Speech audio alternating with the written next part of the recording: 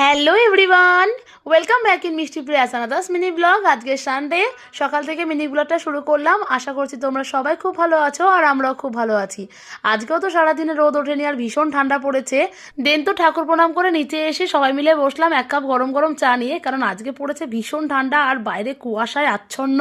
আজ তো বাড়িতে কিছু স্পেশাল রান্না হবে, যার কিছু টুকটাক জিনিস লাগবে সেটা আমি মার্কেটে আনতে গেছিলাম। বাড়ি ফিরে তো দেখি বদ্দি ভাই অলরেডি লাঞ্চের প্রিপারেশন শুরু করে দিয়েছে।